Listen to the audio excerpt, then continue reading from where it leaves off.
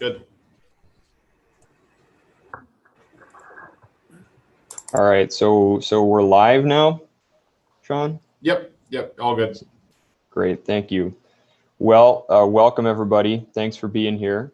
Hopefully we'll get a couple more committee members to join on, but we do have a quorum. As of right now, for attendance purposes, I see that we have Wayne, and we've got Bob and Jackie and Mark, and then myself. So we, right now, we're missing Just Dennis. admitted Antonio. Oh, and Antonio is here, so that's great. I'm not sure if, let's see here. Just make sure I'm not forgetting anybody. Stephanie's not on with us yet. And I don't think Sharon is with us yet either. But hopefully they'll be able to join. So I guess we will get things going here. It's a bit of an open-ended agenda today, which is intentional, because I'm hoping we can just maybe have a little bit of a debrief and some discussion about some of the feedback that we've received and about next steps in our timeline moving forward. But first, do we have a motion? Well, do we have any public comment, first of all, Sean? Nope. Okay, great. And moving on to new business, our first new business item is the approval of our January 14th, 2021 meeting minutes. Do we have a motion for that? I'll make a motion. We approve the minutes as written. I'll support Thanks, that. Mark. And that's support from Bob. Great. Is there any discussion? If not, all those in favor, please say yes. Yes. Yes. All opposed, please say no. All abstaining, motion carries unanimously. And that brings us to the only other business item that we have, which will take up the rest of our time here. I don't necessarily anticipate this meeting will last the full hour and a half today, but we do need to have a discussion about the committee next steps and have a bit of a debrief on our first year of work. So with that, I want to get all of your input, but I do just want to note a couple of things. So if you'll all just indulge me for a few minutes here. So first, I just want to note, we've received, so the initial report, of course, was unanimously approved by this committee, submitted to the City Commission on January 15th, which was on time according to the deadline that they gave us. We had, I think, a really productive work session on February 3rd. And I appreciate, everybody who was able to make it to that.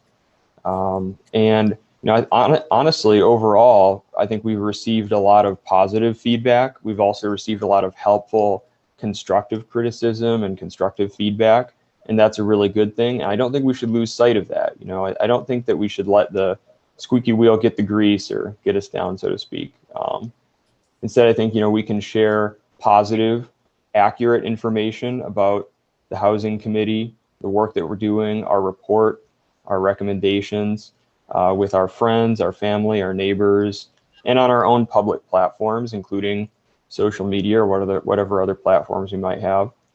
So for example, I'll be regularly publishing some factual, properly sourced blog posts about the Housing Committee and our report and the work we're doing, and sharing those on social media. And I think everybody can, contribute to that kind of public education effort in their own way, in a way that's positive and productive. And, I think I also just want to say that I really appreciate all of you serving on this committee. You don't deserve some of the public criticism and the public abuse that you've received as members of the committee. I think it's incredibly admirable and inspiring that you're all willing to take time out of your busy days to serve our community and try to make it a better and more affordable place for folks to live. And you don't deserve that. I think I've maybe become a little desensitized to some of the public criticism and things that can come your way as a candidate and for local office and a local elected official. But but you're all volunteering your time to serve the community, and you deserve better than that. So just want to apologize for some of that, as inevitable as it might be, and hope nobody really takes that to heart. Now, I do think a very. Go ahead, I Mark. want to kind of address some of that Facebook stuff that's gone out. You know, a lot of that was very negative, but we all need to just remember time is on our side. And a lot of that in business for years, I've had people go after me. And if you just let it ride out, almost always seems to be the best thing, to not address it. Or like you say, only address the positives. It's hard to, for lack of better words, suck it up and just let it roll off your shoulders. But that's what we all kind of need to do in this situation. I agree, Mark, and I obviously have a hard time with that. Oh, I agree, Stephanie. It sucks.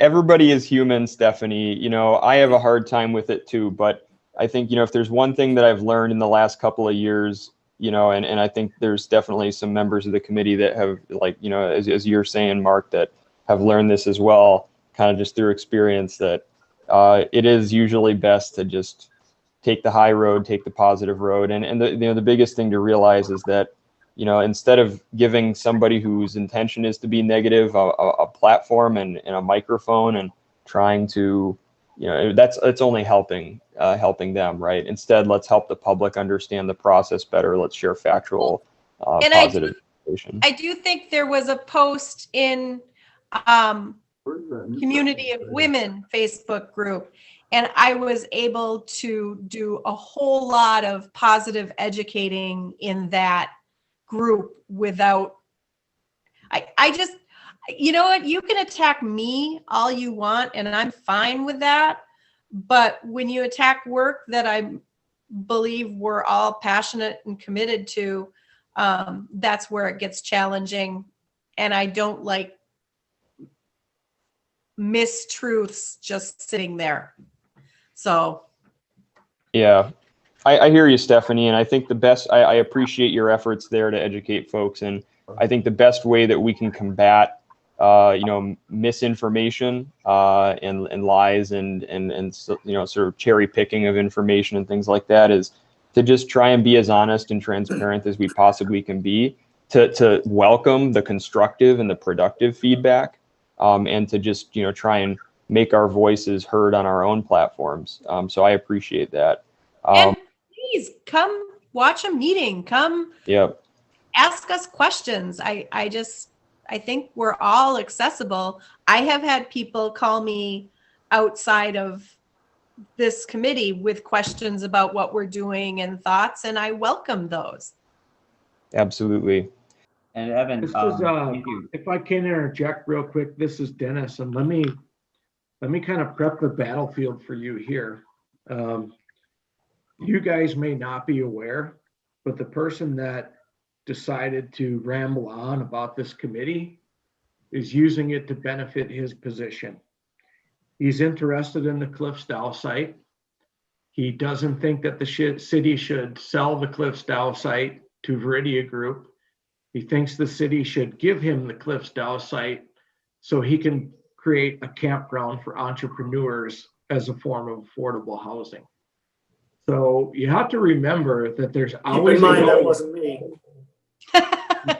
No, there is always a motive behind those things. And I credit the folks that are saying to kind of let this ride out, because in my experience over 18 years, there isn't something that I haven't done with the Planning Commission, City Commission, or whatnot that's going to prove, you know, that's not going to upset people.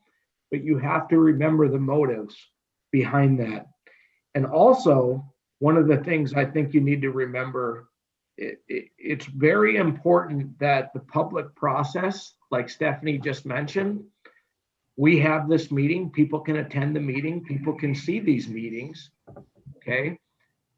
And that is the integrity of the public process. And if we start deliberating over Facebook with people, you're getting away from the public process that's been established.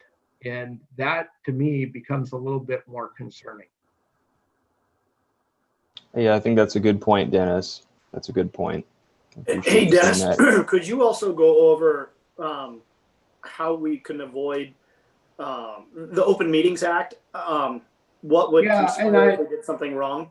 Yeah, I apologize if I was a little crass with my email or short this weekend, but I was trying to protect you guys because what I didn't want you guys doing over email was coming to a group decision that somebody was going to respond on Facebook, because that is actually deliberation towards making a decision outside of a public meeting. And that was why I had responded the way I did. Yeah, and to be clear, there was no Open Meetings Act violation that occurred. And, I think because Dennis was able to step in there, and I just think it's mindful to be aware of that. As committee members, we often forget that. As members of the commission, we're really trained on that and educated on that when we take office. But it is important to remember that is different from most other email chains that we would be a part of, and we need to make sure that we're being totally transparent and not violating the OMA or even appearing to violate the OMA in any way, shape, or form. Antonio, I think you had something you wanted to say, and then I kind of want to move on a little bit. Just quickly, I'll be quick because I think most of the remarks here have addressed this. And I do have some concerns just from the public standpoint. My first ask would be, Evan, as you've always been transparent, in my opinion, on certain things that are coming out here. We're all on the same page, I think, but can we continue to promote having people come to the public sessions, input for public comment? Because I think from my experience living out east for 8 years, when I was working on affordability issues, inclusionary zoning, things of that nature, you get so many people that are, amped up and want to say something, but then when you ask them, the very simple ask, please come to the meeting, please put in your comments in writing or whatever it is during these days, it's so hard to get that to happen. So this really reminds me of that as well. So I'm really glad to see people stepping up, the conversation being stirred. That's exactly what we're going for in terms of productivity. I think we have a ways to go to be truthful. I think this is laying the groundwork to Mark's point, the future is bright. I think we have enough to have an impact in our community, but I still want to just remind people, anyone that's watching, it's like, come to these meetings, input, and let's all get on the same page. We're all trying to do the right thing. Let's not forget that we're here to better and better the community in any way we can help. So I really appreciate Evan, you coming out and saying that. Thank you so much. Yeah, thank you, Antonio.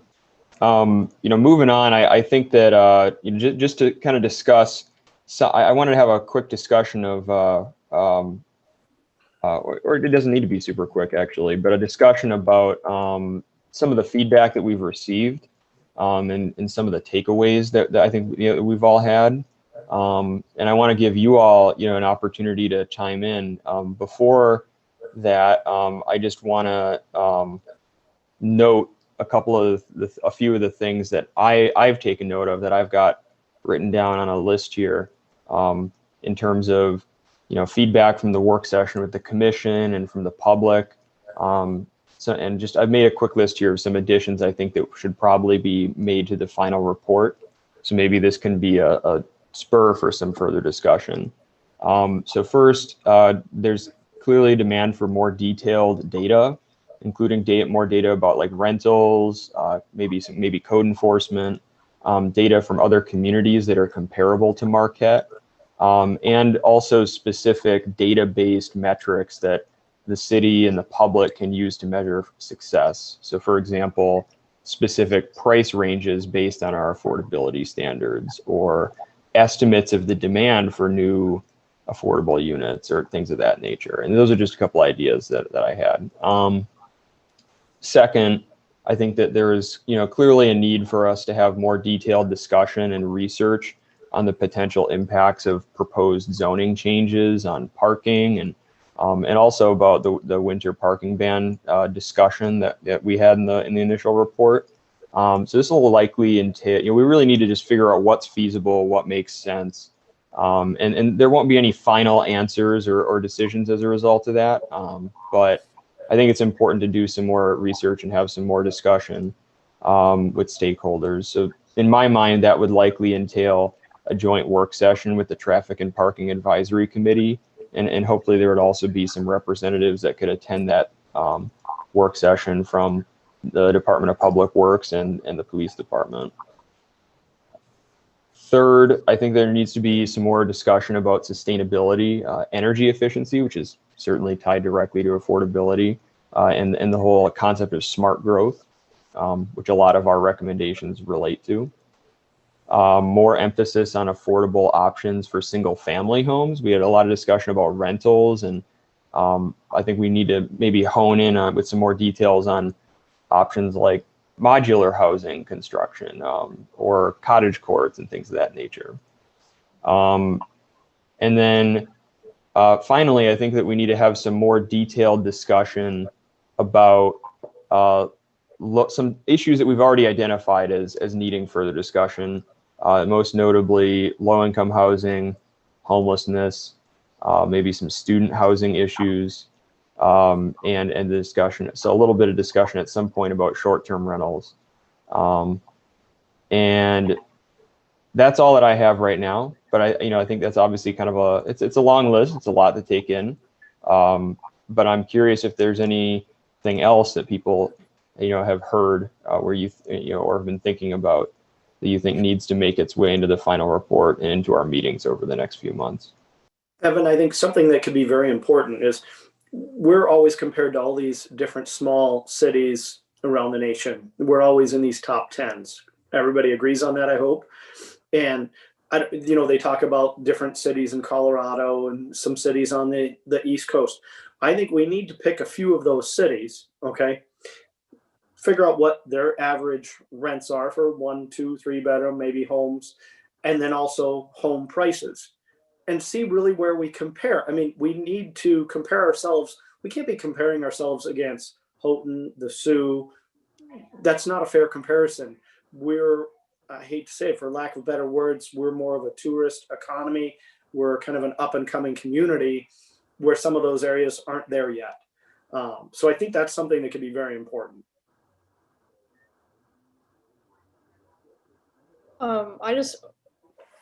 There were a couple things that stuck out to me from public comments and things that we've been getting feedback on. One, I'm interested to see people, it sounds like, are having a very difficult time finding rental housing. Specifically, I think students. I think some of the public comments were from young professionals and students at the work session. I believe somebody said they were paying like $350 for an unheated basement. That's concerning. And so that's kind of twofold. One would be, I have no idea how you could enforce rental codes on people who are not going through the process they're supposed to be going through to get the sort of certification they're supposed to have to rent. So, I mean, that's kind of its own issue, is people like sneaking rentals out of their basements and attics. And the second thing, I would be interested to see how many people coming into Marquette are interested in renting versus owning. Because if there's this many people who want to rent and can't find a place that's not an unheated basement, that's its own problem. And I'm just curious, because I know that the university's population has kind of slowly gone down. It's had ups and downs over the years, but it's definitely lower now than it was 12 years ago when I was a student. And so I'm curious to see who the renter is right now that is coming to Marquette. But also that the renting out of not habitable spaces is definitely a concern. And Jackie, I agree with you, but I think that's kind of beyond our purview because that's code enforcement. And right. I know they do a great job of monitoring all listing sites, looking for things to make sure that they have the rental inspection. Right. I think we need to acknowledge that, like, no matter what we do, we're going to be up against people who are doing this. There's always going to be somebody doing something under the radar they shouldn't be, and it's just to hear. But we had a couple people who were talking about really not good living conditions that they're paying a significant amount of money for. And I think one thing that's different from 10, 15 years ago and more is the enforcement of fewer people living in a house. Whereas we used to have a whole lot more homes with 5, 6 bedrooms that were not legal bedrooms, but had 6 people living in them.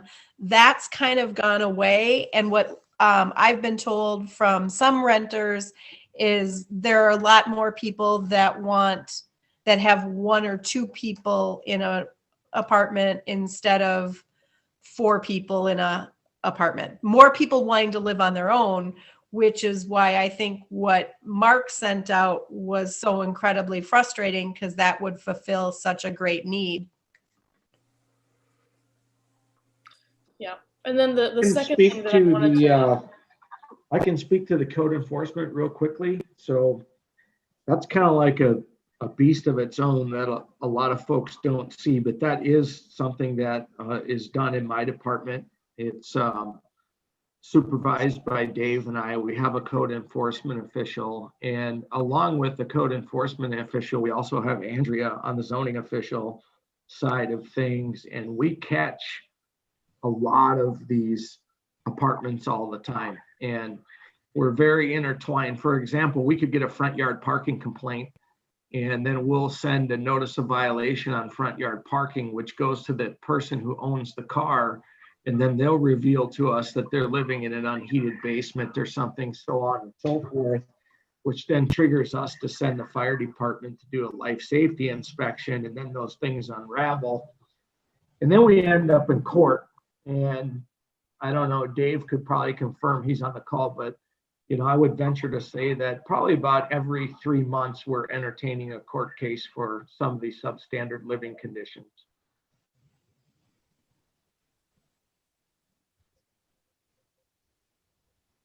Yeah, thanks for that, Dennis. Jackie, you had another point you wanted to make there? I just wanted to say, so I think a lot of the feedback we got was really broad also. And one of the other things that stuck out to me was the issue of homelessness that we hadn't necessarily discussed in detail. So I guess I just wanted to talk about that a little bit more, because I'm not saying that we should discount it as a problem. It's obviously a problem, but this committee, I think, was formed to look at the issue of missing middle housing. And there's just so many things that we could look at. And I'm afraid that if we wade out into all these other issues, like there's so many issues that have to deal with housing, we could do this for 5 years. So my concern is that if we start branching out into other types of housing, that we're going to end up not really getting into the details of the thing we were originally created to focus on. And there are organizations that are addressing homelessness. So maybe my suggestion, I would guess, would be not to say that it's not a problem, but there are organizations that do deal with that specific problem. And perhaps after we do the missing middle housing, we can do a separate thing specifically for homelessness. And that's just, that's just me. I agree completely, Jackie. I think that it is its own thing. I And agree it's too, yes. outside of our purview. I just think there's so many different things that go into homelessness as an issue that, we could have 7 meetings about all of the reasons why people end up homeless. And it could really bog us down in an area that is a problem. But I don't know if it's something that we need to deal with as a part of this committee. I agree. I think concentrating on the missing middle and even calling it the workforce housing is rentals and for sale properties should kind of be our mission this year. Because that seems to be, people want to retain talent, and they want to retain the young families. And that's kind of the direction we should be going.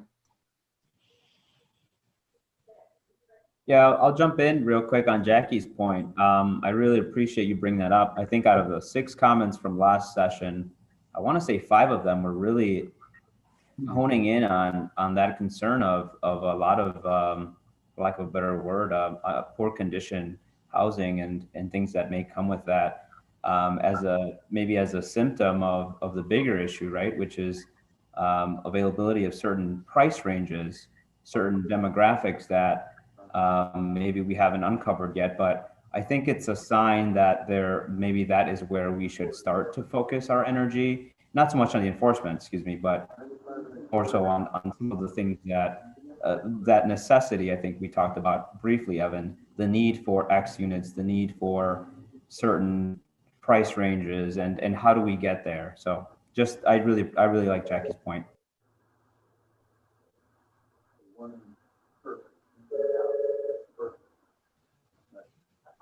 I also Yeah, I kind of wonder, what kind of price range do we really want to look at?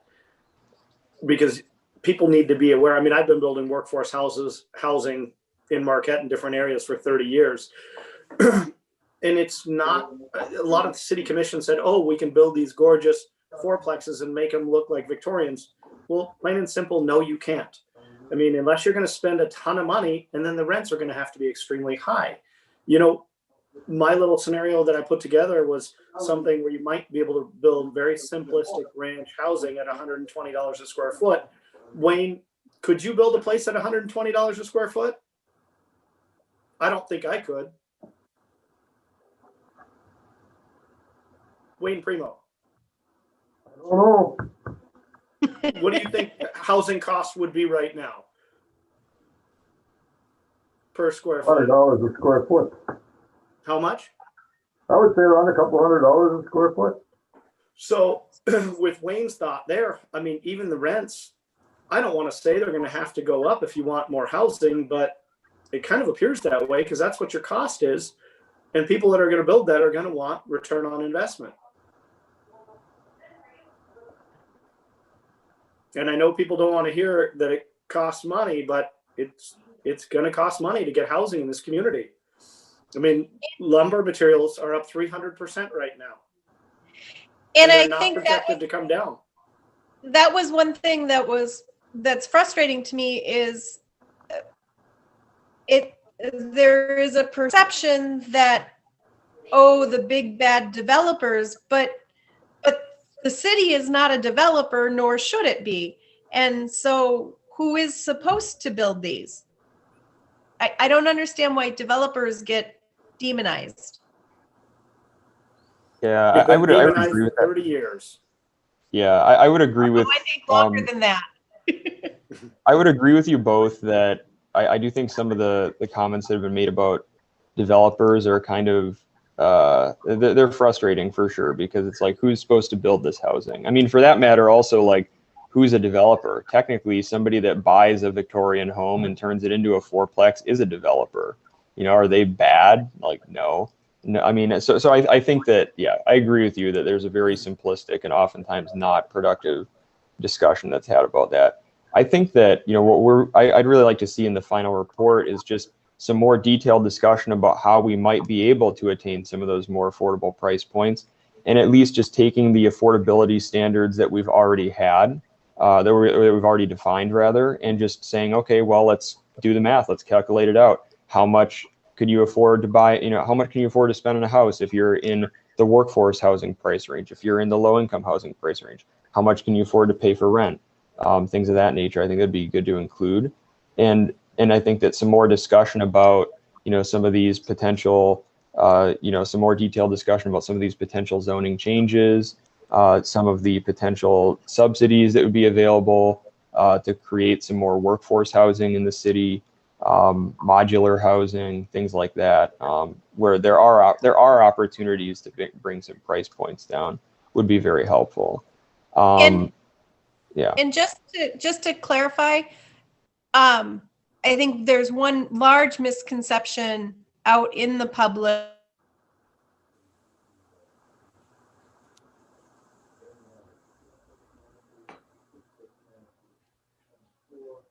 I think we lost you, Stephanie. Stephanie, we lost you there.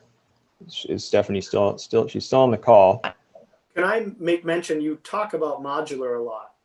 Modular construction is not cheaper necessarily than stick build. You know, if we had a manufacturing plant, say at KI in one of the big buildings, it probably could. But your transportation cost from downstate in Wisconsin really drives that up. You'll notice a lot of people are now not even doing modulars up here. They're doing more panelized because it's actually more cost effective.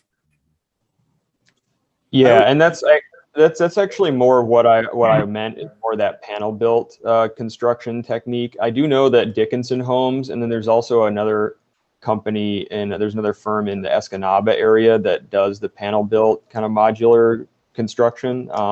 The county land bank has been working with them to build some more affordable single family homes in Marquette County recently, and so I think there are some opportunities for sure to bring some of those price points down there.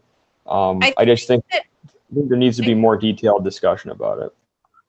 I think that I froze, but I just want to say there's a big difference between modular, good, and manufactured, which it depreciates and is hard to loan. And there's a perception that manufactured homes could be a way to help, and it isn't. But I appreciate you saying modular. Bob, what were you saying? I was interested in maybe looking into what this guy's gonna do, who's building over on Park Street. Dennis sent some stuff, I think, to us, about 800 and 900 square foot homes, and just see what he's got there in his bag of tricks. I'd love to invite him to a meeting. Mm-hmm. Yeah, that would be really great. I don't know, Dennis, I don't know if you got any more details on that, but I mean, I agree. It would be great to have him come to, give a little presentation and do some Q&A at one of our meetings at some point if he'd be comfortable doing that. Yeah, I'd be glad to ask him to do that. I don't have any more detail other than what I forwarded to you, and it would be interesting to me to see what he's putting together, because the costs are the costs, and maybe that's why the square footage is small to cover the material cost. Dennis, I can add a little to that if you guys want. I've talked to their architect.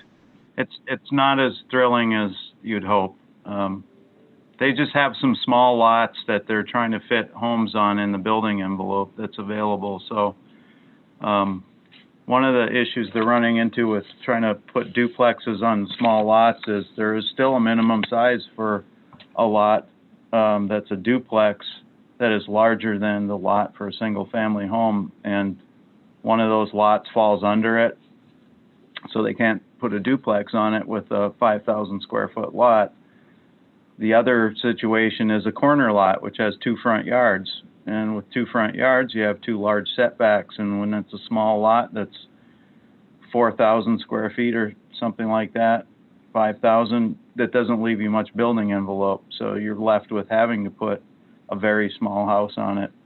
They have another lot too that they're looking at for multiple, maybe a multi-family dwelling, but I don't really have much information about what they're thinking with that one, and that's about it. Are they requesting variances? Is that something that I'm not super familiar with the process here in Marquette, but are they formally requesting anything at this point from the city? That could come up, but they're just kind of in the information gathering phase right now. I think doing their pro formas and that kind of thing. I'd be very curious also, how filled up do you think KI Sawyer is with housing? It seems, I've driven through there a few times. My kids have friends out there, and it seems like it's pretty packed. Does anybody know what their capacity is? I'm probably the best one that can relate to that, because I end up taking my wrestlers home after practice or whatnot out on KI, and it's full.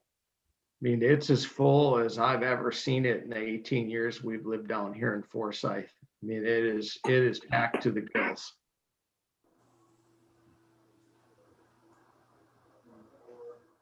That's helpful to know, because I know that everybody's always saying like, well, we should just encourage folks to go out to Sawyer or to Negaunee or Ishpeming. Well, number one, those places are going to start filling up, and presumably, like I know in Negaunee, housing prices are starting to rise there as well. And also, we probably don't want to be encouraging people to leave our city if we can avoid it. So that's true. But also on the real estate end of things, and maybe Stephanie can confirm this, but I think most of the transactions here in Gwen, I can't think of a home that's been listed longer than like a couple of weeks at tops. Yeah, things are selling fast. Yeah. I did want to respond a little bit to some of the comments folks, had about the homelessness issue. I agree that it's not something we can go into in great detail on the committee. I do think that it would, bear maybe having a couple of folks from the community come in and, give a little presentation to us just to update us and give us some information that could be included in our report. I agree that the city is certainly limited in terms of what we could actually do to address that problem. But like, I would love to have somebody come in from Room at the Inn, maybe somebody who's I know that there's some folks who are looking to develop some permanent supportive housing in Marquette. Just I think having a presentations and getting information that we can include in the report is definitely something that we should do. And I do hope to have a little bit more discussion at one of our meetings in the next few months about low-income housing and subsidized low-income housing as well, because that's a need that we identified that we hadn't had a lot of detailed discussion about. So I think that, we were tasked to, study housing affordability. And while that's mostly taken the form, our discussion has mostly been about, missing middle housing and kind of more that workforce housing price range, looking at the lower income price range is something that's important as well. And homelessness is of course related to housing. So I think that housing affordability, so we should probably have some discussion of that in our final report. Even if we're not going to be advising the city to go out and invest directly in those sort of things. If I can just add a little bit, there is a committee, in fact, we're meeting tomorrow. It's the Continuum of Care Committee. And the whole purpose of that committee is to focus on homelessness. So when people are talking about we're not addressing it, you're right, we weren't tasked to address it. And there is a whole other group that is looking at homelessness. And basically, there's not any new information out there. There's Room at the Inn, obviously, is expanding its shelter. So there's just no answer to homelessness that I think that we should even begin to address. And having somebody come in, while it may appease some of the people on Facebook that are saying that we're not addressing it, I can tell you that I have my finger on the pulse of homelessness, and if there is anything that I think that homelessness advocates can interject, I would be more than happy to do that and would be able to do that. So I think that end is being taken care of at this point, just through me sitting down and listening. And the low-income homeless or the low-income housing, again, there are people on this call that are familiar with that. Jackie and I are very familiar with that. So I think we're discrediting some of the resources that we have on the call. So I think there's a lot of things that are touched on that Facebook isn't, dissenters aren't understanding that are here and are being represented and heard. I mean, thanks for that perspective, Sharon. I mean, I certainly don't mean to discredit anybody. I think that I want to have some more discussions about low-income housing precisely because we have a couple of folks who have a lot of expertise and knowledge about that subject. And I think, it's not so much about responding to people on Facebook as making sure that our final report is, at least acknowledging some of the other related issues, and including a little bit of information and pointing people in the right direction. So I think that's kind of what I would like to see us do with regards to low-income housing and homelessness. To have a discussion at some point about it in the next few months that's focused, and bring in some community experts, with homelessness specifically, and then take advantage of the expertise on low-income housing we already have on our committee. But I think that should be time dependent if we have the time to do it, because there's so many things that we have to wrestle with that we need to give in our recommendations. And I completely understand the backfill information of what we have, but I'm almost as comfortable saying, because I do think we've talked about some of the lower income housing already, and I homeless, I think we just have to agree that we can't tackle it, and we understand it's an issue, and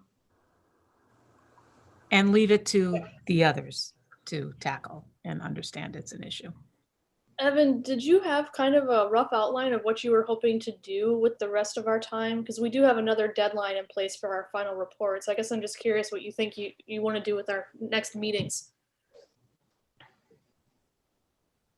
Yeah, I do. And actually, that was going to be my kind of final item of discussion here. But so if anybody else, no, thank you for mentioning that.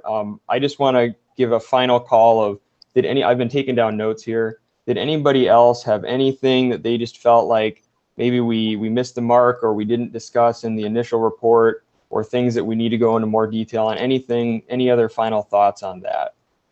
I did have one thing, and I think this might just be a follow-up to the QPAD report. I hope I'm pronouncing that correctly, which was the fact that housing prices in Marquette County specifically have grown at a faster rate than anywhere else in the state. So there's a couple things there. I'm curious if they're more expensive than other places in the state that are similar to, our demographics, and also why that is. Because I don't think that was necessarily addressed, and I don't know if people know the factors behind that and what is causing the housing to increase as much as it has. But I'd be very curious to know those two things.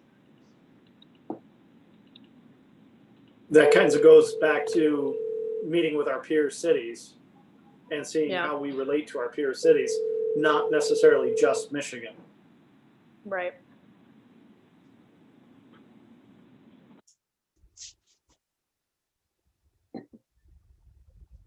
I think if we can know the underlying factors as to why the prices are going up so much, it'll help us figure out if there's anything we can do to kind of, play a role in mitigating some of those factors. But we also don't want to stop home prices from increasing either, because it's good for homeowners. That's part of the reason that housing is, middle income housing specifically, is so good, is you build equity in your home. So it's, And I think one of the things, there's the whole average versus median, that's a big difference. But also in 2009, in Marquette County, Marquette City specifically, we did not have the number of foreclosures that other cities in Michigan had. So they jumped up right away, and we just continue to plod along. I had an opportunity to click on the link that Antonio sent, and if you could send it to us in an email. I think I love the term micropolitan, and I use it all the time, but I think that list that Antonio sent is a really good, potentially target list for who our peer communities are, to see what their average rental, average prices, and some of those things that we want to find out. That seems to be a fantastic target list for those peer communities. That was great information, Antonio. I can't wait to go deep into happy to reach out to Ryan. Thank you, Steph, to Ryan Susi from QPAD to answer that question. I think Jackie just is spot on with that in terms of what is the cause and effect? Why are we so special in that category? That is very concerning, both for people that live here primarily, but people that are coming here from other parts of the country that may want to stay here. The longevity, the time lapse, everything that's happening. I think, Mark, we've referenced this before, but you're talking about lumber prices, and we have we're supposed to have more lumber than probably other parts of the country in our backyard. And I know that there's a lot of things in transportation of goods and other off topics that we don't need to get into, but it's just so valuable to kind of understand the why in this case. And part of the reason I just forwarded that link too was for us to start having or assigning someone that can, do the research and then report back to the committee, because those are the things that I think we're missing right now. Evan, to your point of maybe other things we could look into is complete data sets for some of these questions we have that we've actually had time and time again. So thank you.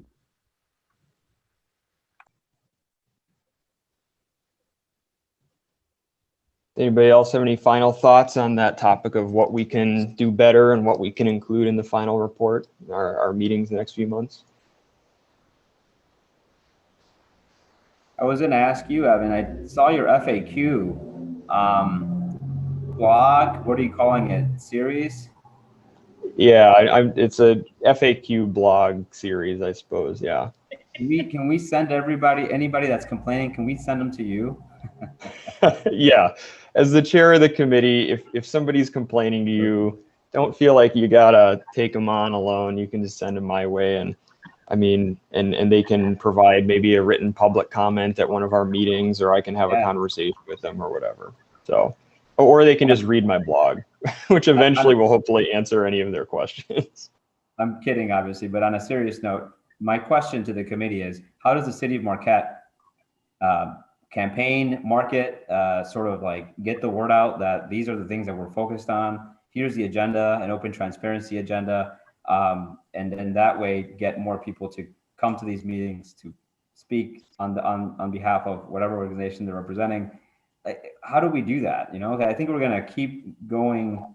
We're going to keep getting some of that heat, and I understand why. But what is the city of Marquette able to offer to make sure that this is distributed widely? You know, that report has been floating around. Some people aren't even reading it, you know, and I hate to say that, but how do we actually get our folks educated on what some of the things that we're trying to accomplish here? I think I would that's just, a perennial problem in anything that any government does, because all that stuff is available. It's out there. You can get it. It's always been public, but it's just a perennial problem. Sorry, Sean. I would just like to put out there that we do have something like 20 of these committees. So it kind of gets difficult to, publicize all of them. And everybody thinks their work is which it is, but everybody thinks their work is equally important. So if you're trying to, if I were to just like boost this one constantly, like, am I doing it at the expense of others, or like, what does that turn into? I mean, we don't have like full-time marketing or social media coordination. There is a link on the homepage of the website for this committee, especially, and the report. I think a lot of it falls onto committee members. I mean, in terms of recruitment, staff isn't supposed to do that. So we rely on committee members to recruit new appointments and just getting the word out about the work you do. Kind of usually falls on the committee to do. Yeah, I agree with you completely, Sean. And I think that each of us just using our platform, whatever that might be, whatever that might look like, whatever we're comfortable with, to get the word out and educate folks and encourage, not just educate folks and talk at them, but also encourage constructive feedback and productive discussion. I think that's the best thing that we can do as committee members over the next few months. Moving on to discussion of the timeline here. Yeah, Jackie, I don't have, a specific set of, we're going to discuss, this topic at this meeting and this topic at the next one, because I wanted to have this discussion first, because this will shape, what our agendas look like over the next few months. That being said, we are going to have regularly scheduled meetings from 10:30 to 12 on March 9th, April 13th, May 11th, and June 8th, I believe. I think those are all correct, second Tuesday of the month. We also will likely, I'd like to schedule a separate work session in addition to that with the Traffic and Parking Advisory Committee. And I think, with our committee is currently scheduled to dissolve at the end of June. So right now, that's our de facto, deadline for approving the final report. We'd have to do that at our June 8th meeting currently.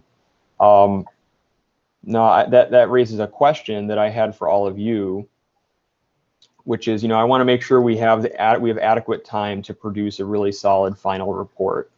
And looking at this timeline, if we don't shift anything around, we've basically got one potential work session that we can hopefully schedule, plus 3 regular meetings where we can have kind of substantive discussion and debate. And then that June 8th meeting would basically just be a discussion and a final approval of the report. So that's not many meetings. It's not a whole lot of time.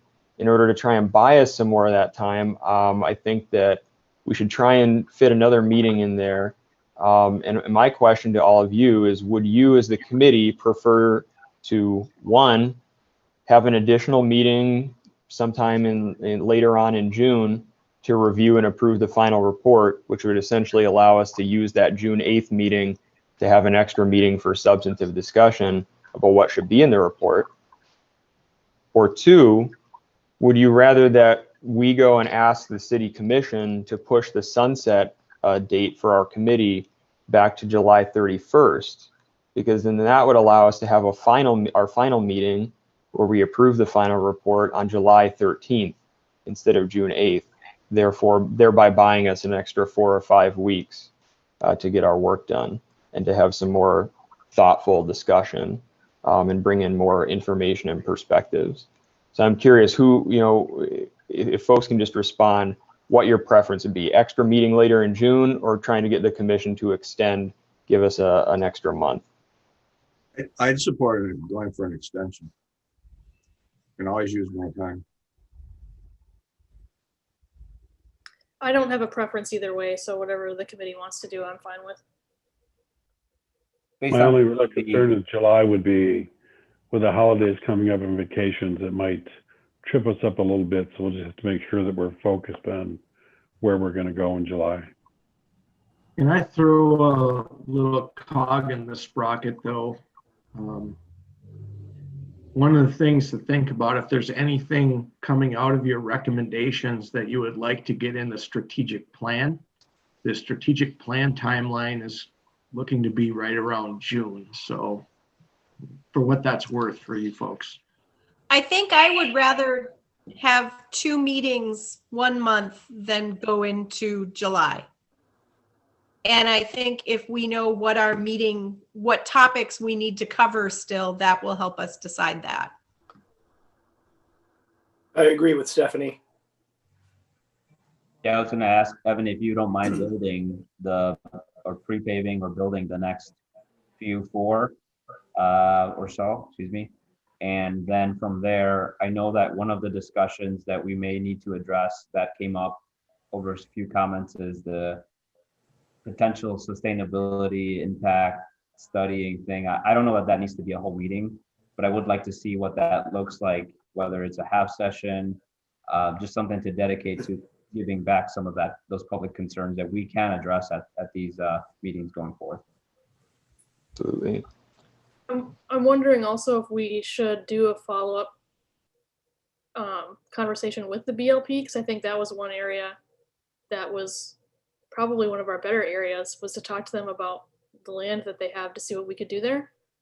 And that would probably be a whole meeting in itself.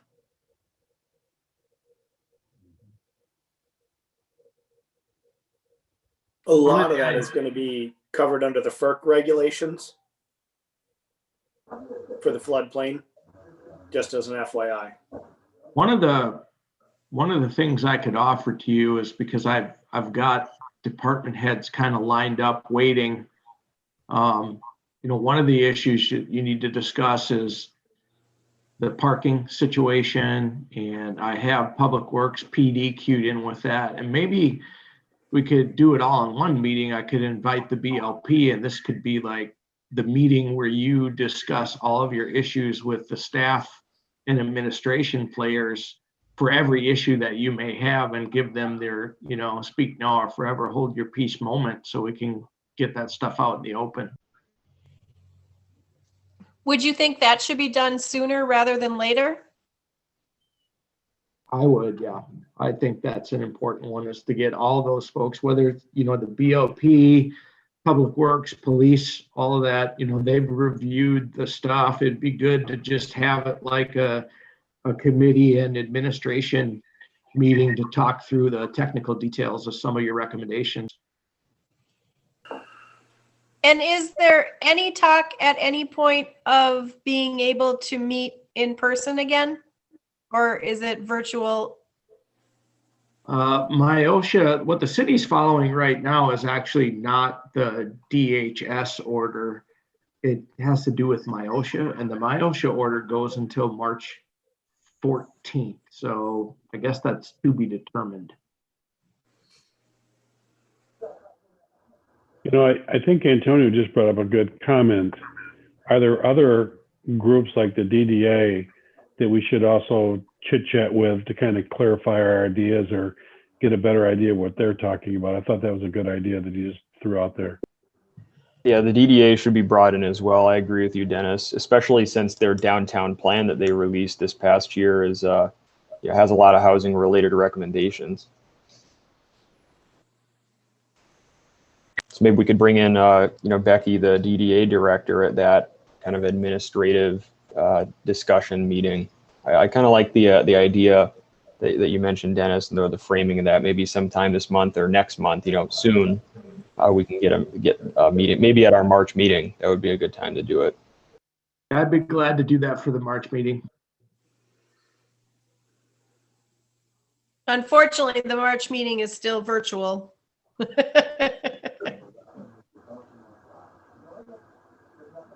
Well, what I'm hearing is, that folks would rather, potentially have an additional meeting in June. It seems like most folks, at least, would rather have an additional meeting in June as opposed to in July, just so that, even though that might raise some logistical issues with people's schedules, just because, I think the point Dennis raised about making sure that some of our recommendations can be included in the city strategic plan is a really good one.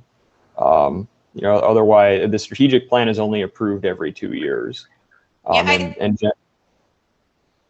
I think I'd rather do an extra meeting in March or April. And then if we need any extra meetings, I wouldn't put it off till June to double up on a month. I'm going to step there because if the MIOSHA thing ends on March 14th, maybe we could have our department head DDA meeting, if we can do it in person, later in the month of March. So we get more interaction and collaborative talking. I like that idea. Me too.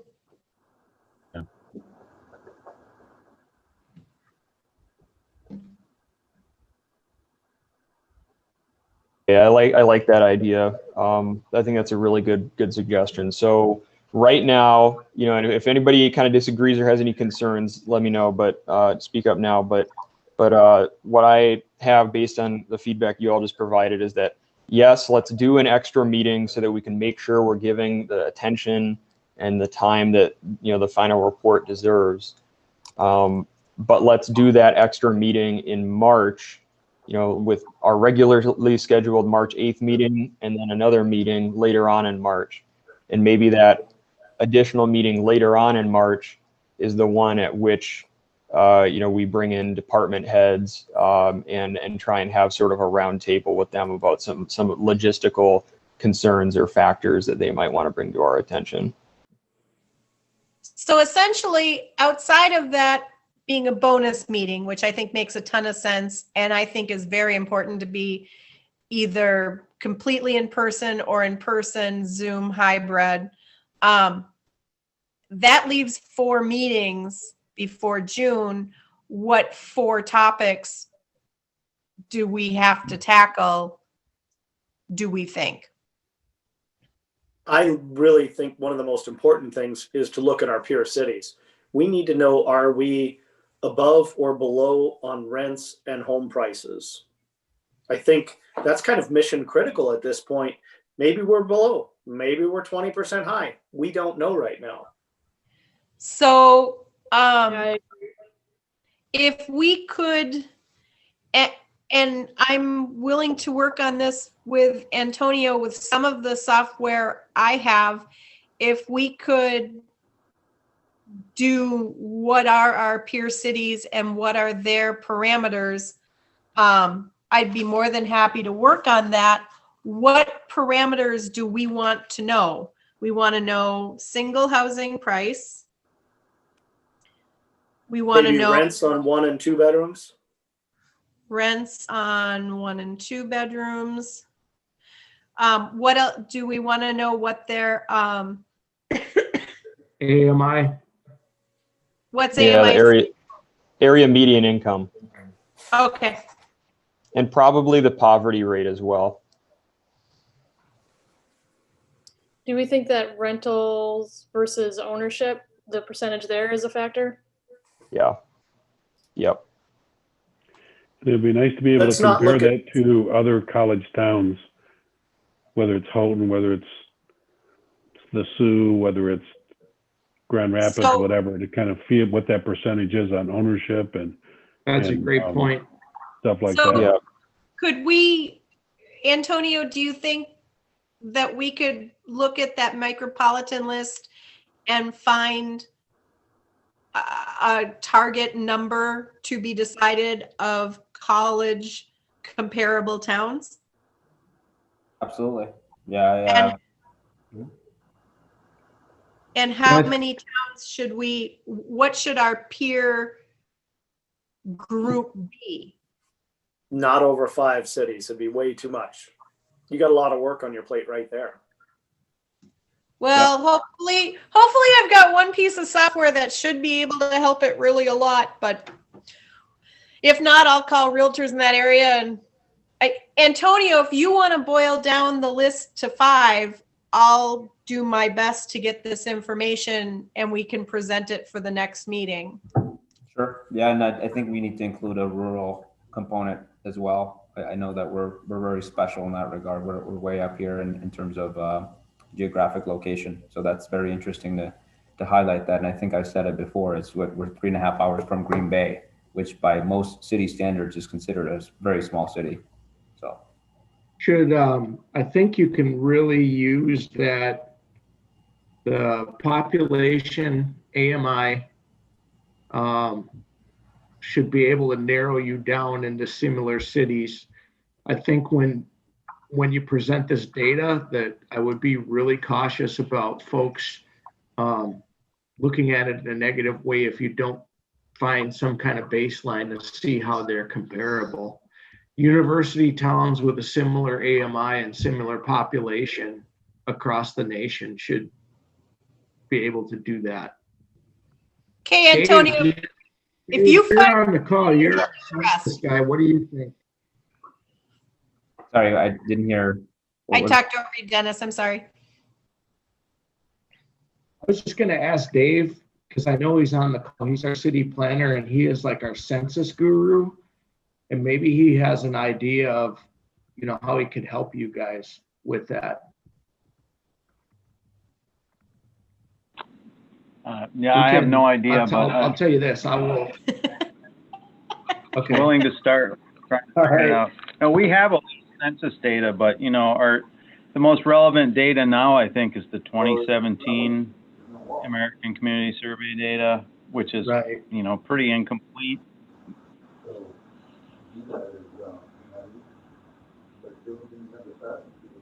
Okay. Well, this sounds good to me. Sorry, was I talking over somebody there?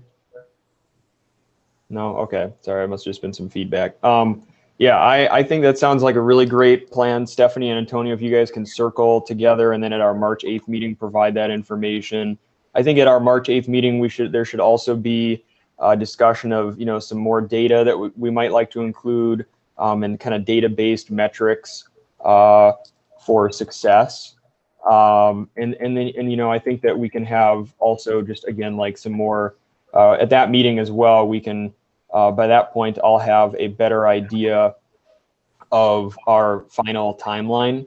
I'll also be reaching out to a few folks who can share more information with us about, some of the topics we've discussed, like, sustainability or smart growth, about modular housing, about homelessness, and a lot of our schedule will also depend on when they might be available to give some presentations and do some Q&A with us. So by March 8th, hopefully we'll have a clearer idea of what, those meetings will look like in, April and May, where we can tackle some of these issues.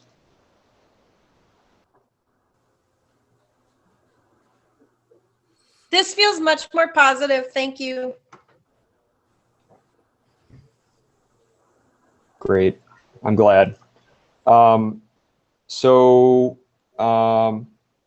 any case, also, Stephanie, one thing for the March 8th meeting, just because I'm thinking that, important discussions, but, that agenda might be a little light.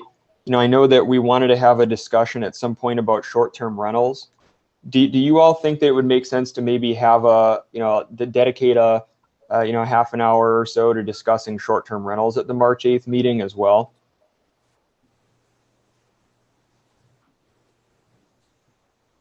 Yeah, Be I think careful so. not to put too much in on one meeting. Yeah, no, I know. If time allows, I think having a short-term rental discussion would be great. Otherwise, we can put it off until April. And if we could have, before that meeting, the city breakdown of short-term rentals, how many we have, how many are homestay versus full of the 250, and what the waiting list is.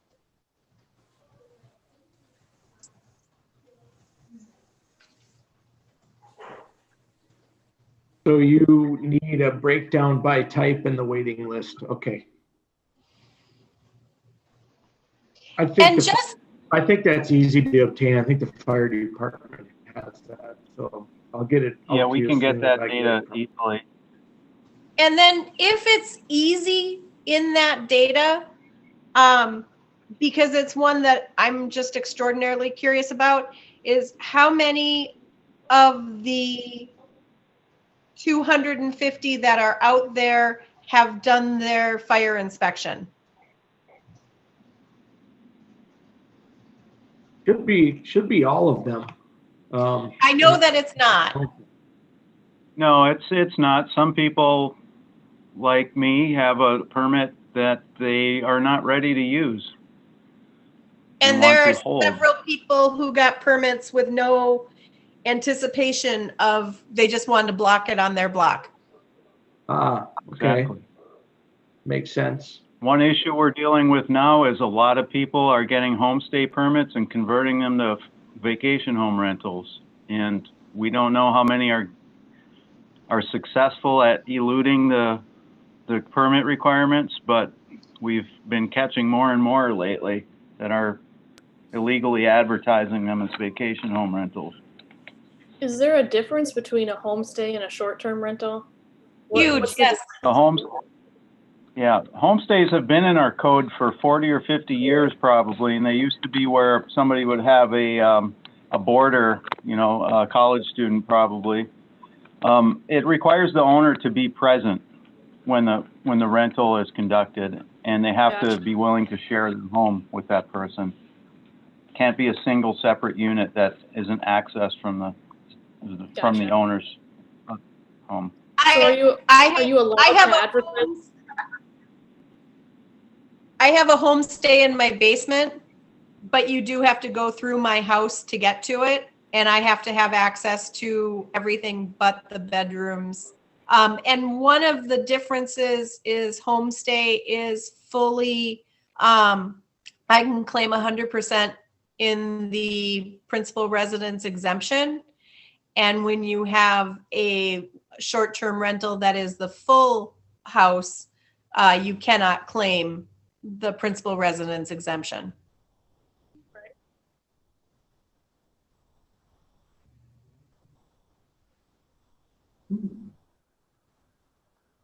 Jackie, did you have something you wanted to say? Sorry.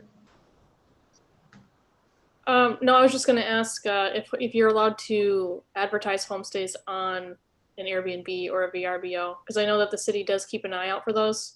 So a homestay and a short-term rental can be advertised the same way. They're just separate permits. Okay, thank you. Great. It started out that Airbnb was homestay and VRBO was the other, but it's completely morphed into combining both. Okay. Yeah, and Mark, I really appreciate, your concern, your point about, hey, let's not cram too much in. I do want to just have that on the agenda, time allowing. But of course, you know, the first priority will be this discussion about data, the presentation that Stephanie and Antonio can provide, and some of the other information that maybe city staff can provide. So that'll be a good meeting on March 8th.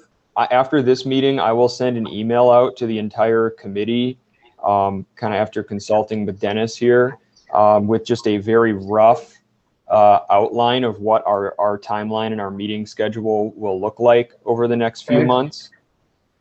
And then we can go from there and have further discussion about that on March 8th if need be. Just a reminder to, if you respond to that email, just, you know, don't have any substantive discussion or anything like that to avoid any OMA violations.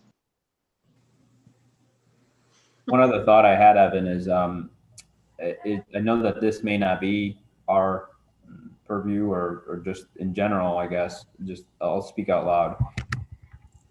Is there a possibility that the city of Marquette, through the Ad Hoc Housing Committee, can establish a goal of building a certain amount or assisting in, or however that language becomes, of actually having a goal for the city of Marquette to build a certain amount of affordable type units by a certain date? I'm just curious because I know that we don't build. We're not tasked to build units, but you know, it could be a marker, a way to see some results, obtain some actionable items in the process. Maybe even highlight a few projects that get us to saying that, or speaking to things that we've done that have produced results. I'm just curious on what people think about that.